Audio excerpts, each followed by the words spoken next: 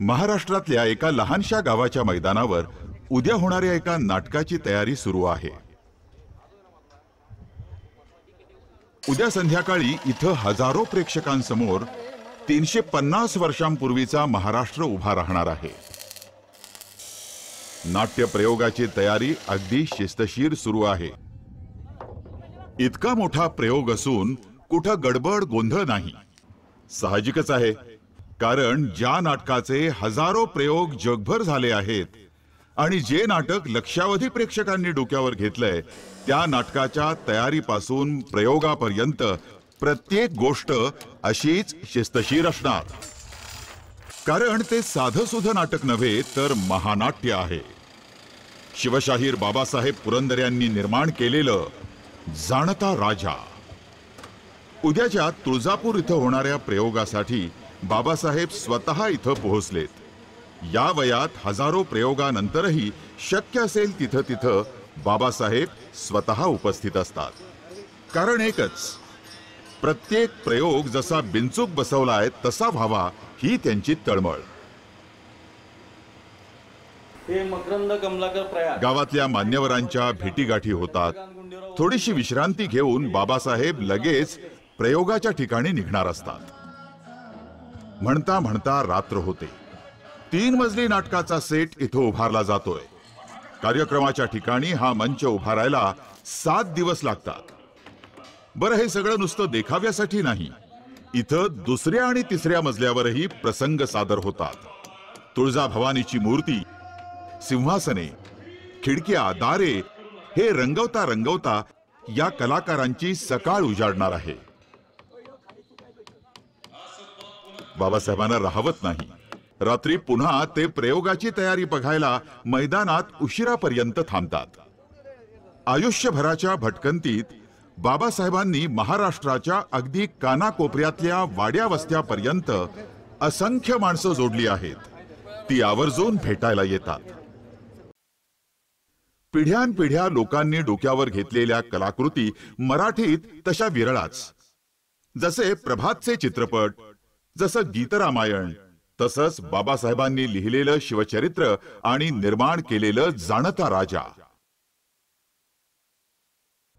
असामान्य कलाकाराकडून कुठली तरी प्रेरणा अशा कलाकृती निर्माण करून घेते।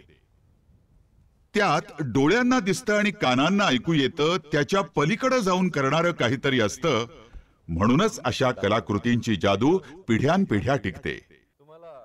पु ल देशपांडे एकदा असं म्हणाले होते की बाबासाहेबांनी शिवचरित्र कसं लिहिलं याचाच इतिहास एकदा शोधला पाहिजे।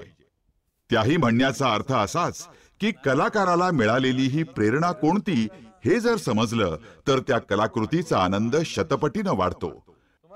अडचण एवढीच होती की बाबासाहेब स्वतःविषयी किंवा आपल्या निर्मितीविषयी बोलायला अजिबात तयार नसतात। अशा वेळी ते शिताफीनं विषय बदलतात। यावेळी मात्र त्यांचं काहीही न ऐकता जाणता राजाच्या उगमाविषयी आणि एकूणच निर्मितीविषयी बोलायचा आम्ही हट्टच धरला। आणि आता हे टाळणं अशक्य आहे हे लक्षात आल्यावर मग बाबासाहेबांनी बोलायला सुरुवात केली। एकदा ठरवल्यावर मात्र त्या संवादातून अनेक गोष्टी उलगडत गेल्या। अनेक वर्षांच्या या निर्मितीच्या आठवणींचा हा प्रवास झाला तो तुळजापूरला झालेल्या जाणता राजाच्या प्रयोगाच्या साक्षीनं आणि बाबासाहेबांना अत्यंत प्रिय असलेल्या सह्याद्रीच्या डोंगर रांगांच्या साक्षीनं। आणि उलगडली बिकट तरी भाग्यशाली ही वाट, अर्थात कथा जाणता राजाची। एक चित्र काढण्याचा प्रकार सोडला होता तर बाकी सगळ्या प्रकारे तुम्ही शिवचरित्र आणि इतर अनेक गोष्टी, पण आता आपण शिवचरित्रावर बोलतो म्हणून शिवचरित्र तुम्ही व्यक्त केलं, लिहिलं, भाषण केली, त्याच्यावर व्याख्यानं केली, शाहिरी केली। या पलीकडे जाऊन ते जसं तसं रंगमंचावर मोठ्या प्रमाणावर उभं करावं असं का वाटलं तुम्हाला आणि कधी वाटलं, म्हणजे पहिल्यांदा प्रकर्षाने? 1974 मध्ये आपण मुंबईला शिवतीर्थावरती म्हणजे शिवाजी पार्क त्या मैदानावरती एक मोठं असं प्रदर्शन भरवायचं ठरवलं आणि त्याचं नाव ठरवलं होतं शिवसृष्टी। आणि तिथे आपण एक खूप शस्त्रालय आहे, त्यानंतर वस्तू ठेवल्या होत्या, ऐतिहासिक मूर्ती ठेवल्या होत्या, उत्कृष्ट त्यांची पेंटिंग्स ठेवली होती, फोटोग्राफ्स ठेवले होते, किल्ल्यांचे, वाड्यांचे, देवळांचे. पण त्यावेळेला एक डोक्यात कल्पना अशी आली की आपण शिवाजी महाराजांचा राज्याभिषेकाचा जर हा सोहळा करतो तर या निमित्ताने राज्याभिषेक दाखवता येईल का, की प्रत्यक्ष राज्याभिषेक कसा झाला याचंच दर्शन घडवायचं. पण आता इतके लोक येणार, रोज हजारो लोक येणार, आणि त्या सगळ्या लोकांना एकाच वेळेला एवढा मोठा अशक्य नाही. अशक्य त्याला काही 5-6 प्रयोग रोज करावे लागतील. पण आम्ही 22 मिनिटामध्ये राज्याभिषेकाचा सोहळा दाखवायचं असं ठरवलं. पण म्हणलं करणार कोण, नेमकं काय करायचं काही कल्पना नाही डोळ्यात. मग काही मित्रांशी चर्चा करताना त्यांनी सांगितलं की तुम्ही हे दामोदरराव केंकरेंना विचारा. आणि ती सूचना इतकी बरोबर होती. तो विषय इतका हुशार होता, इतका बुद्धिमान होता. ज्या नाटक या विषयातली त्यांना कल्पना इतकी चांगली होती की ते म्हणले तुझं फक्त मला पुस्तक द्या. त्यामुळे ते शिवचरित्र त्यांनी दिलं. मला म्हणले परवाच्या दिवशी आपण भेटू, 1 दिवस अंतर. आणि खरोखर ते परवाच्या दिवशी मला भेटले ते स्क्रिप्टच घेऊन आले. 22 मिनिटाचा त्यांनी राज्याभिषेकाचा स्टेजवर सादर करण्याचा एक कार्यक्रम त्यांनी लिहून तयार केलेला होता. त्यामुळे त्यांनी विचार म्हणलं दामोदरराव हे पण नेमकं कसं करणार आहोत. त्यामुळे मला तुम्ही 100 माणसं कलाकार म्हणून द्या. ते कलाकार अगदी स्टेजवर नित्य काम करणारे पाहिजे तर तसं काही नाही. त्यात मधुकर जोशी या नावाचे एक तरुण कल्याणचे त्यांनी शिवाजी महाराज म्हणून निवडलं. बरोबर शिवाजी महाराज. मग त्याप्रमाणे ते मेकअप करून मी पाहिलं.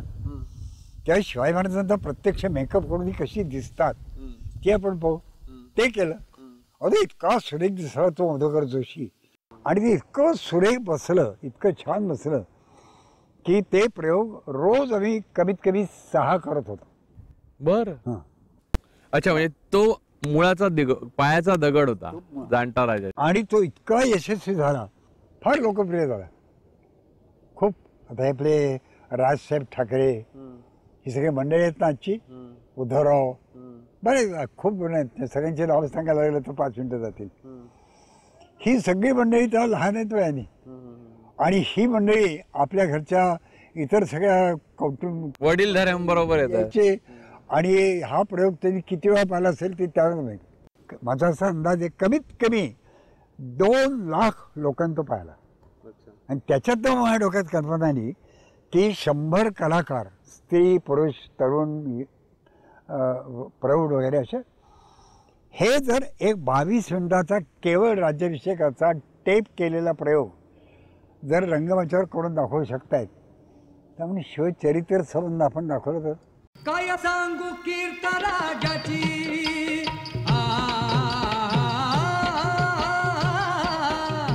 काय सांगू कीर्तराजाची, मराठी मुलखाची, रामराजाची, देवगिरी शोभे अयोध्या खास, वाटला हेवा इंद्रलोकास, झळकती चंद्र सूर्य कळसाच जी जी जी, झळकती चंद्र सूर्य कळसास जी जी जी, झळकती चंद्र सूर्य कळसास जी जी जी जी.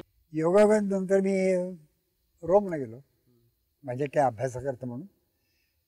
अभ्यास इतिहासाचाच, पण तिकडे गेलो त्यावेळेला मला रोमपासून सुमारे 10 किलोमीटरवरती एक प्रयोग केला जातो, सामुदायिक प्रयोग, असं मला समजलं. आणि तो प्रयोग जवळजवळ 2 तासाचा तो त्या रंगमंचावरती मी तिथे केलेला पाहिला. 500 कलाकार त्यात बघितले. इतकं नाही, 300 घोडे होते, रथ होते, ते आपण बेनहोरमध्ये पाहतो ना रोमन रथ, ते तसे रथ होते. ते जवळ 6-7 रथ. आणि सगळे उत्तम ड्रेपरी, शस्त्रास्त्र. मग मी जेव्हा पुन्हा मुंबईला आलो, महाराष्ट्रात परत आलो, त्यावेळेला माझ्या कल्पना येईल की आपल्याला शिवचरित्राचा असा प्रयोग करता येईल. जाणता राजामध्ये अगदी प्रमुख भूमिका सोडल्या तर बहुतेक वेळा स्थानिक कलाकारांचा सहभाग असतो. पण त्यांचाही अभिनय नेहमीच्या कलाकारांच्या इतकाच चांगला व्हावा, त्यांना ध्वनिमुद्रणाबरोबर बोलण्याचा, नृत्य करण्याचा सराव व्हावा म्हणून प्रयोगाच्या आधी कित्येक दिवस तालमी सुरू होतात. जाणता राजात काम करायची संधी मिळालेल्या प्रत्येकाच्या चेहऱ्यावर आपण काहीतरी विशेष करणार आहोत असा भाव झळकत असतो. महाराष्ट्रात गावोगावी असे हजारो कलाकार सापडतील की जे अभिमानानं नुसतं सांगतच नाहीत तर आपल्या बायोडाटात लिहितात की मी जाणता राजामध्ये काम केलं आहे. याचं जे लेखन मी केलं ते फलटणला रवींद्रनाथ गाटे हे जज होते, त्यांच्या घरी बसून मी हे केलं. प्रत्येक लेखक आपल्या स्वतःच्या लेखनावरती एक असंतुष्ट तरी असतो, नाही तर अत्यंत संतुष्ट तरी असतो. मी बराचसा संतुष्ट होतो. आणि नंतर मी माझं सगळं लिखाण हे आपले महाराष्ट्र राज्याचे पूर्वीचे पोलीस प्रमुख इनामदार साहेब अरविंदराव, त्यांना मी त्यांना म्हटलं सरकार हे वाचा आणि तुम्हाला जिथे काही खोडायचं असेल तिथे बेलाशक खोडा. आणि एक 3-4 दिवस त्याचं छानपैकी मी वाचन केलं, आपल्याला पहिल्यांदा सांगतो. आणि वाचन केल्यानंतर माझ्या लक्षात आलं की बाबासाहेबांचा हा जो काम आहे हे 100 नंबरी सोन्याचं काम आहे. पण एक गोष्ट मला सारखी जाणवायला लागली की बाबासाहेब इतिहासात रमलेत. आणि रमल्यानंतर जे होतं साधारणपणे की शिवाजी महाराजांच्या जन्मा अगोदरचा काल, तर त्याच्यातच 30-40 पानं गेलेली होती. आणि मग एक दिवस बाबासाहेब आल्यानंतर म्हणलं देवा, की ते म्हणलं अप्रतिम लिहिलंय, परंतु यात एक गडबड झालेली आहे. आणि आपण हे नाटक शेवटी प्रेक्षकासाठी लिहितोय हे आपण पाहिलं पाहिजे. त्यांनी ते संबंध लिखाण वाचलं आणि पुन्हा वाचलं, तेव्हा त्यांनी अशा त्याच्यावरती रेघा मारल्या, हे चांगलं आहे पण नको, हे नको, हे नको, हे नको. मी म्हटलं अहो हे काय केलं तुम्ही, खाटखाटीवर झाले की इतकं चांगलं मी लिहिलं, मी प्रयत्न केला आणि तुम्ही ते खोडून टाकलेत. किती चांगली माझी वाक्य गेली त्यातमध्ये. त्यात म्हणले ते ठीक असेल पण इथं नको. आणि मला म्हणाले बाबासाहेब शिवाजी महाराजांचा जन्म नाटकामध्ये जवळजवळ 1 तासाने होतो आहे, हे चालणार नाही. अगदी बाल रूपातला का असताना पण शिवाजी महाराज हे 7व्या किंवा 8व्या किंवा 5व्या-6व्या मिनिटाला आलेच पाहिजेत, कारण त्याच्याशिवाय नाटक आपलं ग्रिपच घेऊ शकणार नाही. त्याच्यामध्ये अनेक पॅरेग्राफच्या संवादाचे परिच्छेद हे जेव्हा त्यांनी तोडले त्यावेळेला फार वाईट होतं. आणि मला आठवते की अक्षरशः त्यांनी बरं का छातीवरती जवळ काहीतरी आणि काही मनाचं ओझं असल्यासारखं त्यांनी तो भाग कापला आपल्याला. पण नंतर ज्यावेळेला ते पूर्ण झालं आणि ते आम्ही प्रत्यक्ष ज्यावेळेला रेकॉर्ड करायला लागलो त्यावेळेला मात्र असं वाटलं की अरविंद साहेब इनामदार यांनी आपल्यावरती प्रचंड रसिकतेनं उपकार केलेले आहेत. महानाट्य करायचं हे एकदा ठरल्यानंतर बाबासाहेब अचानक एके दिवशी भेटायला आले आणि म्हणाले शंकरराव आपण ही गाणी लिहाल का, या महानाट्याची काही महत्त्वाची गाणी तुम्हाला लिहायची आहेत आणि ती आपण अगत्य लिहावीत. तर बाबासाहेब म्हटलं अहो आपल्या डोळ्यापुढे हा चरित्रपट इतका स्वच्छ आहे, आपणच ती गाणी लिहिलेली चांगली. निम्मी गाणी माझी आहेत आणि निम्मी महाराष्ट्रातले प्रसिद्ध तत्त्वज्ञ डॉक्टर विद्यावाचस्पती शंकरराव अभ्यंकर यांची आहेत. फार सुरेख लिहिलेली आहेत, अतिशय अप्रतिम आहेत. आणि मग काव्यलेखनाला प्रारंभ झाला. त्यातलं पहिलं गीत बाबासाहेब म्हणाले की अशी वारकऱ्यांची सुंदर दिंडी निघाली नाचत नाचत आणि जनाबाई त्याच्यामध्ये पंढरपूरला निघालेत. तर तो प्रसंग सांगितल्याबरोबर 10 मिनिटात बाबासाहेबांना मी ते गीत लिहून दिलं. आलं उन्मळूनच आलं एकदम गीत. माहेराची वाट माझी जाते पंढरीसी, रावळात नांदे राजा द्वारका निवासी. माहेराची वाट जाते पंढरीसी, माहेराची वाट माझी जाते पंढरीसी, रावळात नांदे द्वारका निवासी, रावळात नांदे नांदे द्वारका निवासी. बाबासाहेब मोठे मिश्किल आहेत स्वभावाने, इतकं प्रेम आहे भोवतीच्या माणसांबद्दल त्यांनी मला हळूच चिमटा काढला आणि कोणाला हे ऐकू जाणार नाही, फक्त मलाच ऐकू येईल अशा स्वरात ते म्हणाले शंकरराव खरंच सांगा हे गीत कुणाचं आहे, तुमचं आहे का संत जनाबाईंचं आहे. एवढा मोठा प्रयोग सादर करण्यासाठी इथं प्रत्येक जण अक्षरशः खपत असतो. आज संध्याकाळी हाच अभिषेक नाटकातली सगळ्यात महत्वाची शाहिराची भूमिका रंगवणार आहे. तर हा धनंजय रोज सकाळी नव्या कलाकारांचा तालीम मास्तर म्हणून राबतोय. इथं मी महत्वाची भूमिका करणारा आणि तू दुय्यम असा भेदभाव नाही. पडेल ते काम प्रत्येकानं करायचं एवढा साधा सोपा नियम आहे. मी बघितलेलं आहे, जजेस, मोठे मोठे जजेस, कलेक्टर्स, कमिशनर्स, मोठ्या मोठ्या पोस्टची लोक आमच्या इथे तलवारी साफ कर, झेंडे लाव मागे, कारण ते मावळ्याचे कपडे घालून धूप पेटव आणि अशी सगळी झाडू अशी सगळी कामं महाराजांचं काम आहे, बाबासाहेबांचं काम आहे.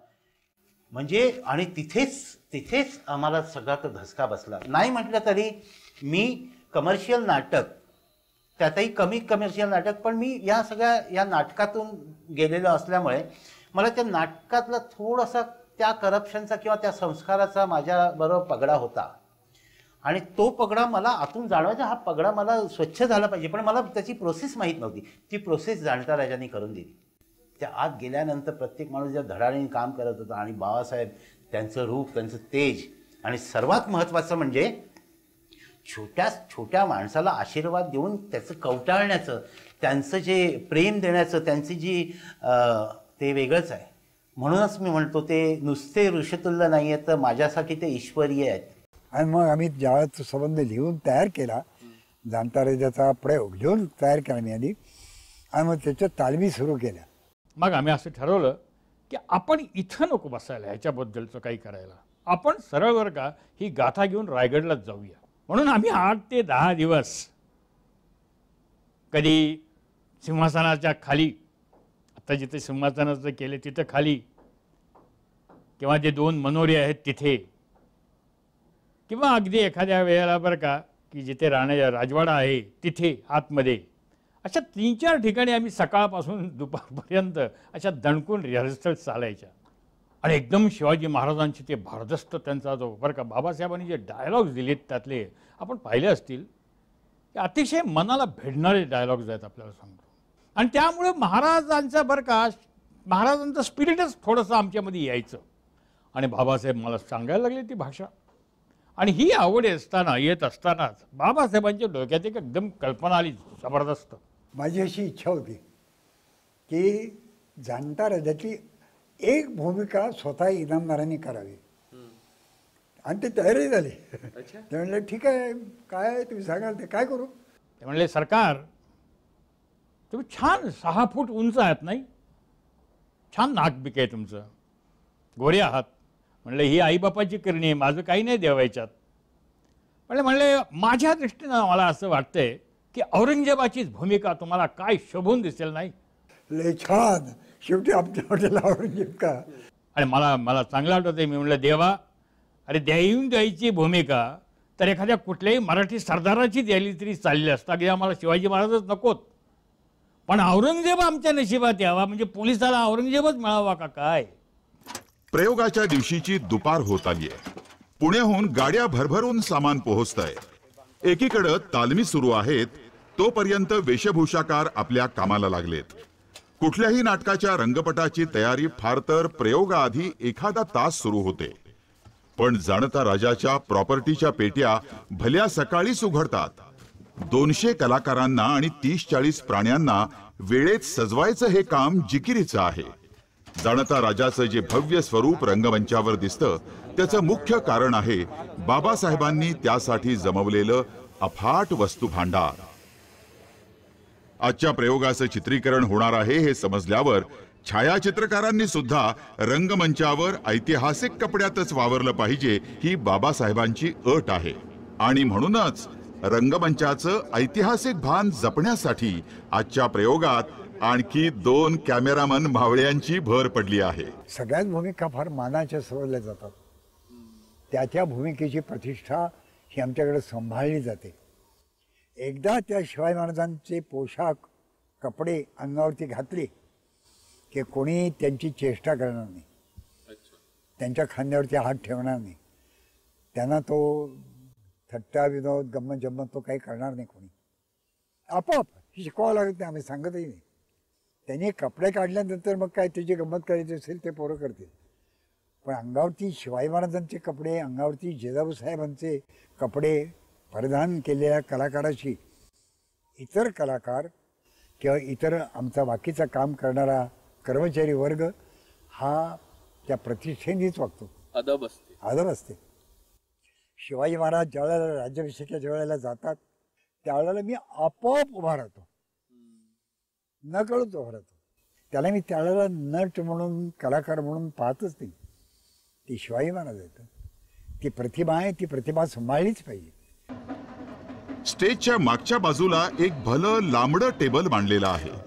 कलाकार मंडळी त्याला गमतीनं दुकान असं म्हणतात. या दुकानात काही मिळत नाही असं नाही. स्टेजवर चाललेल्या प्रसंगाच्या पुढच्या प्रसंगाचं नेमकं साहित्य इथं नेमक्या वेळी हजर होत असतं. छोट्या निरांजनापासून ते उदबत्त्या, भंडारा, चवऱ्या, शस्त्र हे सगळं या दुकानात वेळच्या वेळी सज्ज असावंच लागतं. त्याच वेळी रंगमंचासमोर प्रचंड अशा ध्वनी यंत्रणेची तयारी सुरू आहे.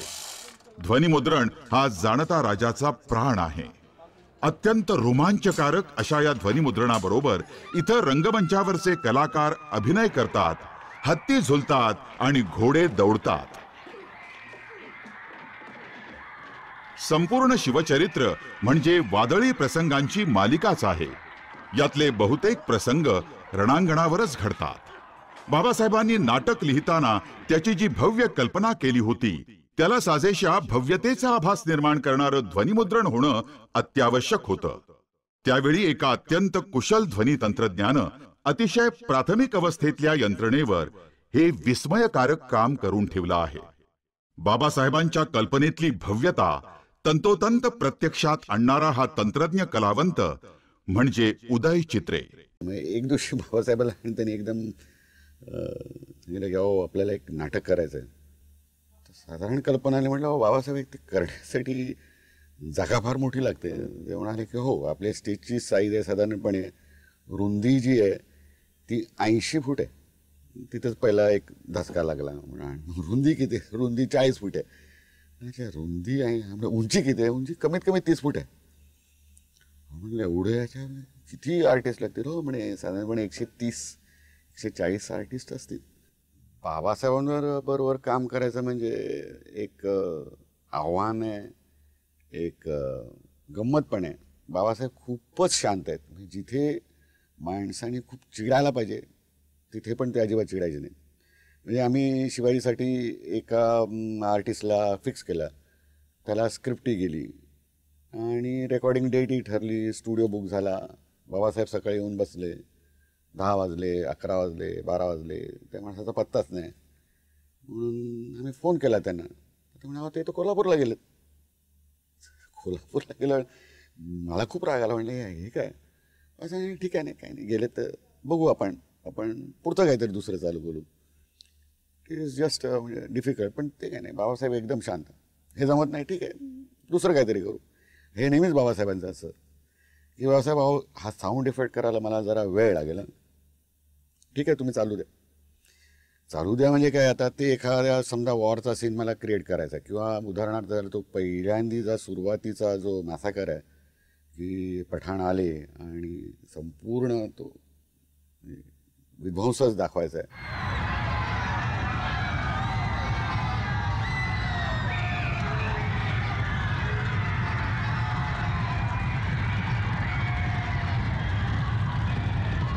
तर म्हटलं घोडे यायच्या अगोदर मला घोड्याचं आपण एक रंबल तयार करू, अर्थक्वेक झाल्यासारखं दाखवू. म्हणून अर्थक्वेकचा साऊंड घेतला. मग घोड्यांचे आता घोडे एवढे दाखवायचे तेवढे तर आमच्याकडे नव्हतेच. मग त्याच्या लेयर्स क्रिएट कराव्या लागायच्या. म्हणजे एक घोडा घ्यायचा, मग त्याच्यावरती परत दुसरा, म्हणजे 2च ट्रॅक असल्यामुळे 2 ट्रॅकवर टाकले. मग ते दुसऱ्या टेप रेकॉर्डवर घेतले, मग त्यातनं परत दुसरीकडनं 2 आणखीन सोडले. असं करून ते लेयर्स क्रिएट करावं लागेल. वाचायला वेळ लागेल, करा ना. मग तर I took about 2.5 hours to create that one effect. तर काय ऐकायला म्हणून नाही, अजून कमी आहे. घोडे चालेत नुसते, बाकीचं कुठे आहे? बायका, पुरुष, आरडाओरडा. हो बाबासाहेब, मग आपल्याला रिअल माणसं बोलावं लागतील. बोलूया ना. दुसऱ्या दिवशी बाबासाहेब जवळजवळ 20 बायका आणि 20 पुरुष त्यांच्या ओळखीच्या सगळ्यांना घेऊन आले आणि त्यांनी बायकांना सांगितलं की तुम्हाला आता किंचाळायचं. ते किंचाळणं, आता किंचाळणार म्हणजे किती किंचाळणं, फार फार तर 15-20 सेकंद. म्हणजे साधारणपणे तो इफेक्ट क्रिएट करायला मला एक शिफ्ट ज्याला म्हणतो म्हणजे आपण 8 तास तेवढे लागले. ते म्हणाले आता बरोबर वाटतंय, आता खूप छान आहे म्हणाले. प्रशंसा देऊन अप्रुव्हल द्यायचे. म्हणजे म्हणाल मी राजा असतो तर तुम्हाला अर्ध राज्य दिलं असतं असं डायरेक्ट म्हणायचे. चित्तरंजन कोल्हटकरला बोललो. चित्तरंजनने गमत केली. त्याला बोलवलं, ते स्टुडिओत नेलं त्याला. आणखीन तो उतारा मी वाचून दाखवला म्हणून त्यानं तो घेतला.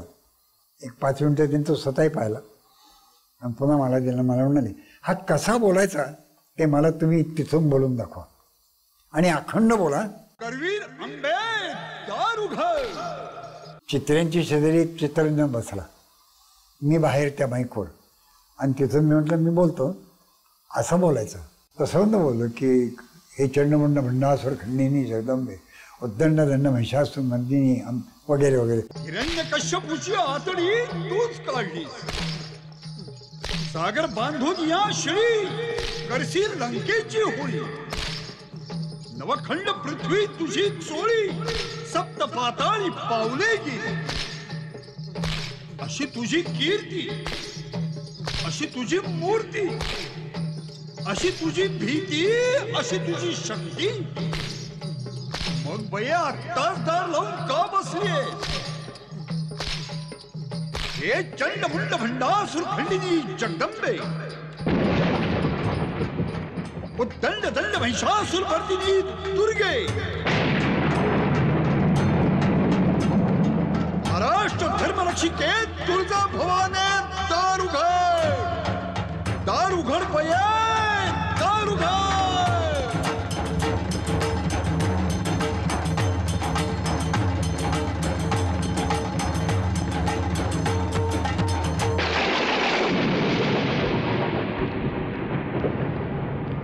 बोलण्यानंतर म्हटलं बापू मला असा पाहिजे, तसा पाहिजे. म्हणले ते म्हणले मग तसाच आलाय. आणि ते म्हणले आपण आता चहा घेऊ आणि घरी जाऊ, बदलू नका, ते तसंच ठेवा म्हणले. म्हणून तो माझ्या आवाजात आहे. जेव्हा सुरुवात केली जाणता राजाची रेकॉर्डिंगची तेव्हा ते फक्त एवढं माहीत होतं की ते 3 तासात संपवायचं आहे. त्यामुळे भावसाहेब विचारलं बाबासाहेब आपल्याला साधारणपणे किती वेळ लागेल हे सगळं करायला 3 तासाचं, तुम्ही सांगा. म्हटलं भावासाहेब अंदाजाप्रमाणे एक फार फार तर सगळे आर्टिस्ट आपल्याला बरोबर मिळालं तर महिनाभर. भावासाहेब नुसते हसले, म्हणाले बघूया म्हणून. काम सुरू झालं, महिना गेला, 2 महिने, बजेट म्हटलं वाढतच चाललं आहे. म्हटलं भावासाहेब संपतच नाही. भावासाहेब म्हणाला वेळ लागेल. कंप्लीट जॉब करायला आम्हाला 1 वर्ष लागलं. 1 वर्षामध्ये बाबासाहेबांनी कधीही विचारलं नाही की हे आउट ऑफ बजेट जात आहे किंवा स्टुडिओचं बिल किती झालेलं आहे.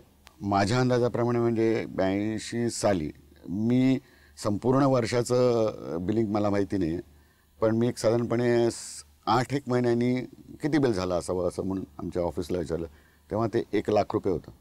नुसतं स्टुडिओ हायर 1 लाख रुपये, आर्टिस्टचे वेगळे, म्युझिशियन्सचे वेगळे, रिहर्सल करायला लागले त्याचे वेगळे, हे सगळे जे चार्जेस आहेत हे सगळे बाबासाहेबांनी एकट्याने बोन केलेले. म्हणजे बाबासाहेबांनी कधीही असं म्हणाल नाही की हो जरा काही करा, बिल जास्ती होते, काही नाही, कसलंही.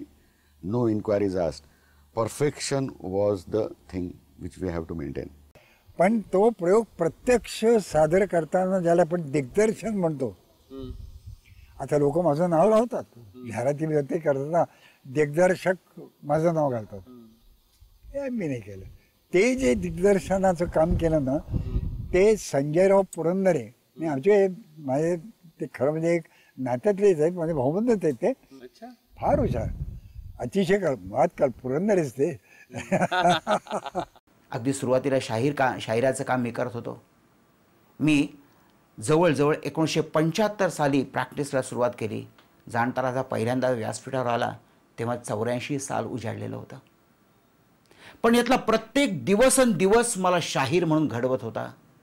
मी ते तबक असा हातात धरायचो आणि त्या तबकावरती डफाची थाप देत देत ते मला शिकवायला लागे की डफ धरायचा कसा, डफावरती शाहीर कसा थाप देतो, त्याची नजर कशी असते, तो बोलतो कसा, त्याचं ते पायावरचं बसणं, ते हात करणं. आणि मी बाबासाहेबांना निरीक्षण करत होतो अनेक वर्ष. त्यांच्या प्रत्येक हालचालीत खरं म्हणजे तो शाहीरच आहे.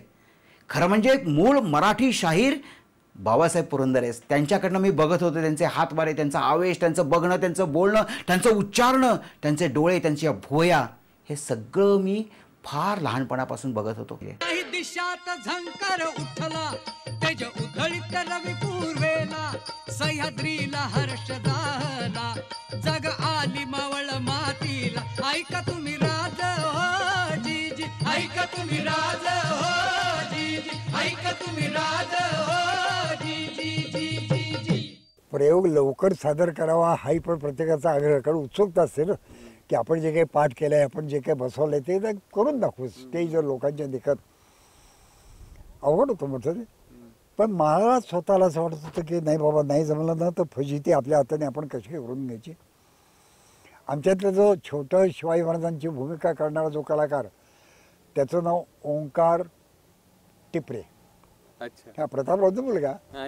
त्यावेळेला तो छोटा 6-7 वर्षाचा वय. शिवाजी महाराजांची भूमिका घोड्यावर अप्रतिम बसायची, घोडदौड. पहिली जी शिवाजी महाराजांची जी एंट्री आहे, जो प्रवेश आहे, तर दौडत धाड धाड धाड धाड दौडत स्टेजवर येतात, असा तो प्रसंग आहे. ते फार छान करायचे.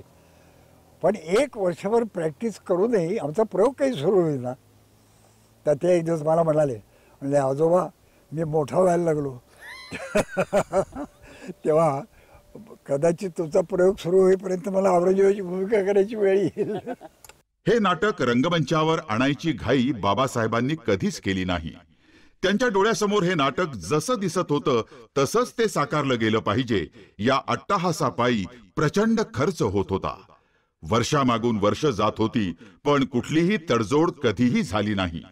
तुमची व्याख्यानं, तुमचे दौरे, तुमचं लेखन किंवा तुम्ही व्यक्तिगत भेटीगाठीमध्ये वेळ ही गोष्ट इतकी कसोशीने पाळता, ही गोष्ट व्यक्तिगत पातळीवर पाळणं हे एक पूर्णतः वेगळं आहे. आणि जाणता राजासारखा 100हून जास्त माणसं आणि कित्येक प्राण्यांना जे भारतीय आहेत अस्सल, म्हणजे त्यातला एक टोपीकर इंग्रज आहे पण तो पण भारतीयच आहे, तर या सगळ्यांना ती वेळ पाळायला लावणं आणि एवढे 1200 प्रयोगांमध्ये ती वेळ पाळणं, हे इंजेक्शन तुम्ही संपूर्ण प्रयोगाच्या कलाकारांना, त्या युनिटला कसं काय दिलं? राजे असं आहे की अहोरात्र आम्ही शिवाजी महाराजांच्या नावाचा उद्घोष करतो, त्या निदान कधीतरी थोडंफार तरी त्यांच्यासारखं वागणं बोलणं जमावं की हा प्रयत्न आहे. सगळं जमणं तर शक्य आहे त्या महापुरुषाचं आणि त्या युगपुरुषाचं ते वागणं बोलणं आहे. तुम्ही मी विभागाची वेळ पाळतो आणि आमच्या एखाद्या प्रयोगाची किंवा एखाद्या निमंत्रणाची वेळ, कार्यक्रमाची वेळ नाही पाळू शकत. जर हट्ट धरला तर ते करता येतं. आणि तो हट्ट धरायची सवय आम्हाला लागलेली नाही. ती सवय त्या जाणता राहतात, तर निदान त्या 100-150 लोकांना लागावी. ठाण्याचे प्रयोग होते, आनंद दिघे साहेबांनी लावलेले प्रयोग होते. आमचा शो 7:30 किंवा 8 वाजता सुरू व्हायचा. आम्हाला बरोबर 5 वाजता मीटिंगला हजर राहायला लागायचं. त्या दिवशी आम्ही कुठे गेलो तो कल्पना नाही. मी, शिवाजीराजे, अफजल खान, आमचे सचिनराव खरे, साऊंड, आमचे साऊंड सांभाळायचे जे साऊंड तंत्रज्ञ होते, गणितज्ञ, त्याच्यानंतर आमचे लाईटवाले 1-2 लोक आणि 1-2 अजून कलाकार, आमचा तानाजी वगैरे, आम्ही 5-7 लोक कुठेतरी गेलो होतो. आणि आमची ट्रेननी यायला आम्हाला उशीर झाला आणि आम्ही आलो तर 5 वाजता बरोबर त्या ठोक्याला मीटिंग चालू होती आणि आम्ही दिसलोच त्यांना समोरून येताना. आणि बाबासाहेब म्हटले, या आता एक काम करा, तो मेकअप रूमचा जो पत्रा आहे त्या पत्रापाशी 5 मिनिटं तोंड असं आमच्याकडे पाठ करून उभे राहा. आम्ही छान म्हणजे त्यावेळेस बऱ्यापैकी मी बऱ्यापैकी काम केलेलं होतं. मला लागोपाठ 5 स्टेट अवॉर्ड होतं, 1 नॅशनल अवॉर्ड होतं, सगळं चांगल्या फिल्म्स करत होतो. पण इथे काय बोलणार, इथूनच ते सगळं करायला गेलो होतो ना. पत्र्याच्या पाशी ते आमचे अफजल खान तर इतके उंच, ते जोशी, पंढरपूरकर जोशी इतके उंच धिप्पाड, आणि आम्ही सगळे आपले पत्र्याच्याकडे तोंड करून 5-10 मिनिटं उभे राहिलो. मग त्यांनी माईकवर सांगितलं, हां या आता बसा. का उशीर झाला? अजिबात उशीर होतो. जी गोष्ट ठरली ती त्याच वेळेला झाली पाहिजे. त्यांची ते चुकता कामा नाही. 9:30 म्हणजे 9:30, 9 म्हणजे 9, 8 म्हणजे 8. म्हणजे बाबासाहेबांचा शिस्तीचा पगडा ते कोणी असे नका तुम्ही, तिथे काही माफी नाही आहे. अशाच प्रकारे मी बघितलंय की चांगल्या चांगल्या मुख्य कलाकारांना त्यांनी ग्राउंडला एक अशी धावून 1-2 राऊंड मारायला लावलेत. इंदोरला प्रयोग होते आणि मध्य प्रदेशचे मुख्यमंत्री त्यावेळीचे नावे सांगायला वाटतं काय हरकत नाही, दिग्विजय सिंग, त्यांना त्यांनी पाहुणे म्हणून बोलवलं. असे बोलवलं काही हरकत नाही, एवढा मोठा मनुष्य आहेत, असा कार्यक्रम आहे, यावं. पण तो मी जरा बिचकलो होतो, कारण ते वेळेवर येतील याची खात्री नव्हती. त्यांनी येण्याची वेळ 8 ठरलेली होती आणि मी त्यांना म्हटलं की तुम्ही त्यांना नसतं बोलवलं तर बरं झालं असतं. त्यांना मुख्य पाहुणे म्हणून बोलवलं आणि आता ते उशिरा येतील, आमचा प्रयोग मात्र बरोबर वेळेवर सुरू होईल, तर कोणत्याही कारणाकरता आम्ही 1 सेकंद वेळी उशीर करणार नाही. ते म्हणले नाही, जरा काय थोडं समजून घेऊन आजच्या दिवस जरा थोडं म्हटलं ते काही होणार नाही, वेळेवरच प्रयोग सुरू होईल. आणि तसंच घडलं. प्रयोग बरोबर वेळेवरती सुरू झाला आणि अर्धा तास दिग्विजय सिंह उशिरा आले. प्रयोगाचा आवाका फार मोठा आहे याची पूर्ण जाणीव असलेल्या बाबासाहेबांनी ही शिस्तबद्धता अगदी पहिल्या प्रयोगापासून घालून दिली आहे. 1 मिनिट कमी, 4:30ला. दुपारचे 4:30 वाजत आलेत. सगळ्या कलाकारांनी आणि तंत्रज्ञांनी आता रंगमंचावर जमायलाच हवं. दर प्रयोगाआधी होणारी ही टीम मीटिंग पहिल्या प्रयोगापासून सुरू आहे. नव्या कलाकारांना धीर देणं आणि जुन्या कलाकारांना त्यांच्या जबाबदारीची जाणीव करून देणं हा या मीटिंगचा उद्देश आहे.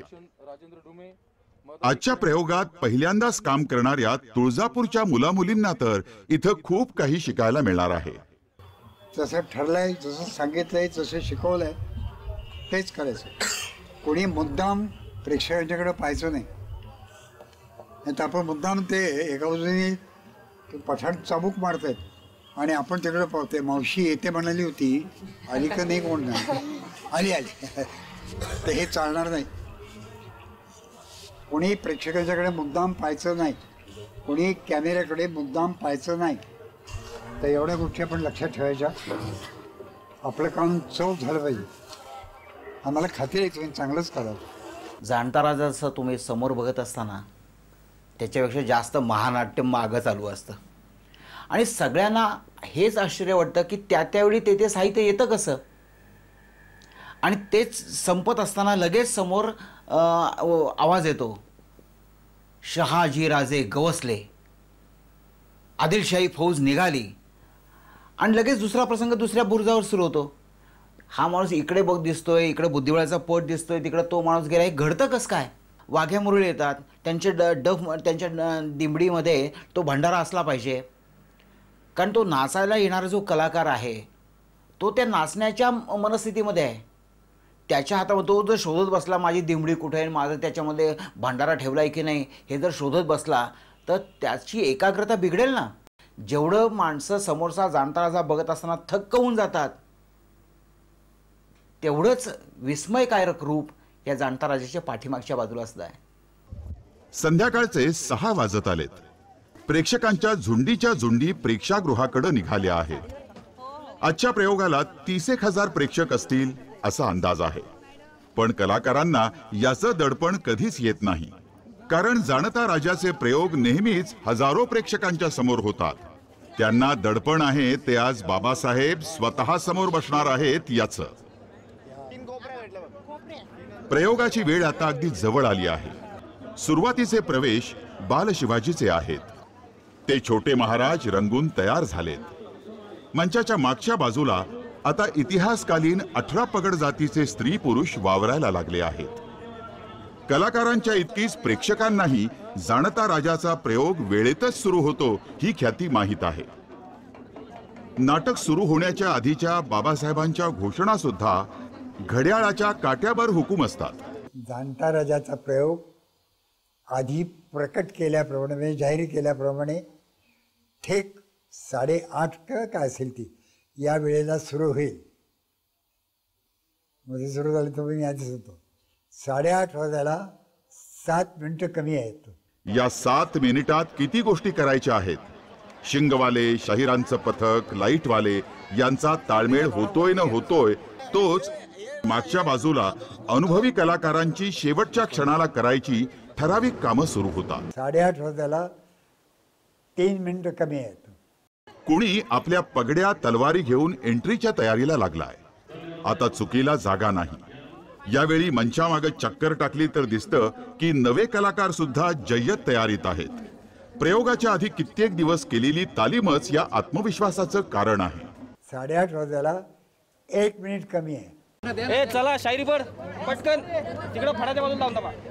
सर्व कलाकारांनी विंगेत आपापल्या जागा घेतल्या आहेत. आणि दिंडीवाले सगळे तयार करा. दलपे सिंगवाला वगैरे लवकर गेला. बाहेर हजारो प्रेक्षक आपले श्वास रोखून उरलेले क्षण मोजताहेत. आणि जाणता राजा महाराजा शिवछत्रपती प्रतिष्ठान सादर करीत आहे जाणता राजा. प्रयोग क्रमांक काय असेल तो.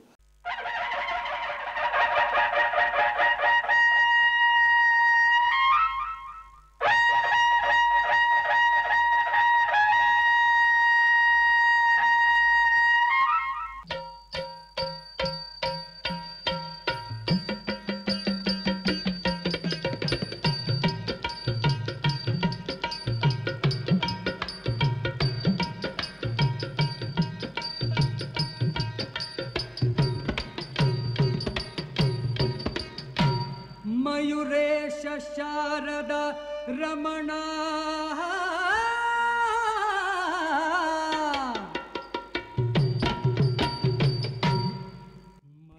जाणता राजाचा खेळ तर नेहमीच्याच सफाईनं सुरू झाला.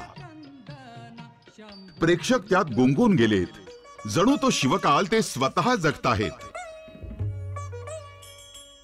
आणि स्टेजच्या मागं पुढच्या प्रसंगाची तयारी सुरू झाली आहे. हाच तो प्रसंग ज्याचे सगळ्या प्रेक्षागृहाला वेध लागले आहेत. तो प्रसंग आहे शिवरायांच्या जन्माचा. फाल्गुनाच्या काळोख्या तृतीयेची ती रात्र. सुयिणी जिजाऊच्या दालनाकडे धावल्या. काय काय काय मुलगा मुलगा मुलगा मराठ्यांच्या महालक्ष्मीला पुत्र झाला. पुत्र सह्याद्रीला झाला. पुत्र महाराष्ट्राला झाला. पुत्र भारत वर्षाला झाला.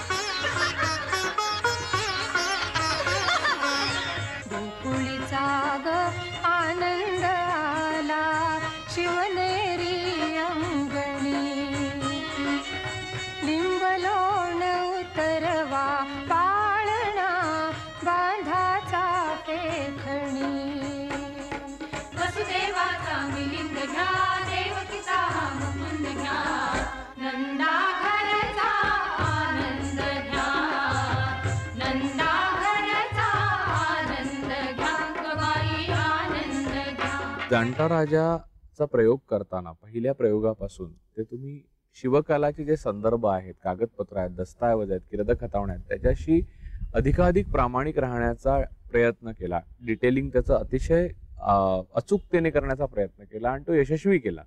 यासाठी तुम्हाला इतिहासकार सेतू माधवराव पगडींनी प्रयोगाच्या वेळेला उत्स्फूर्तपणे एक दाद दिली होती. शिवाजी महाराजांच्या बारशाकरता जिजाऊ साहेब रंगमंचावर आल्या. त्याबरोबर त्यांच्यावर इतर स्त्रियाही पण आल्या. गोंधळी आले, वाजवणारे आले, नाचणारे आले, शाही मावळे आले. शाहिरे आले आणि संबंध रंगमंच असा मिनटात 2 मिनटामध्ये गच्च भरून गेला आणि आनंदाने उत्साहाने सगळ्या दाटलेला होता, कारण शिवाजी महाराजांचं बारसं. आणि त्यावेळेला सेतू आजोरा पगडींच्या टाळ्या वाजायला लागल्या जिजाऊ साहेबांचा प्रवेश झाल्याबरोबर. बाकी संबंध रंगमंचाच्याकडे लोक पाहत होते उत्सुकतेने, पण कोणी काही टाळ्यावेळ वाजवत होतं. टाळी वाजली फक्त सेतू आजोरा पगडींची. तर मी त्यांच्याकडे असं वळून पाहिलं की त्यांची एकट्याची टाळी वाजल्यामध्ये काहीतरी विशेष आहे. तर मी त्यांना विचारलं, म्हटलं बाबासाहेब, तिथं बाबासाहेब म्हणायचा, म्हटलं बाबासाहेब आपण टाळी वाजवली? ते हो. काय पोरा, काय गंमत केली आहेस? शिवाजी महाराजांच्या बारशाच्या वेळेला जिजाऊ साहेबांनी केशरी रंगाचंच वस्त्र, म्हणजे ती साडी पैठणी काय असेल ना, ती परिधान केली होती असा ऐतिहासिक पुरावा आहे, आणि तोही तू पाळलास.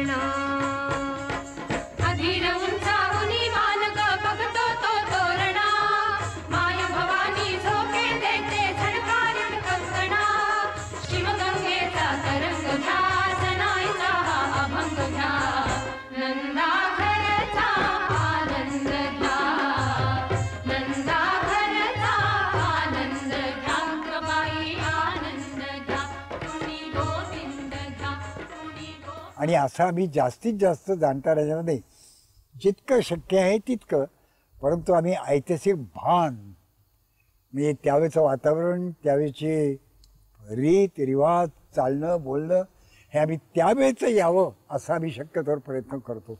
भावासाहेब, त्यांना कुठली गोष्ट प्रतिकात्मक चालत नाही बरं का, की दिंडी निघाली आहे मग प्रतिकात्मक 10 माणसं असतील आणि प्रतिकात्मक अशी पुठ्ठ्याची पालखी तयार करू आणि आपण ती व्यासपीठावरनं, प्रतीक वगैरे नाही.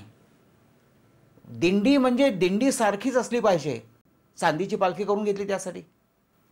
पायातला तोडा शिवाजी महाराजांचा असलाच पाहिजे, कंठे असेच असले पाहिजेत, फेटा असाच असला पाहिजे, ती पैठणी अशीच घातली पाहिजे, त्याच्यामध्ये सगळ्या 18 पगड जातीची माणसं दाखवायची आहेत. कारण शिवचरित्र असं आहे की ज्याच्या सगळ्या समाजाने उभा केलेला हा शिवचरित्र आहे.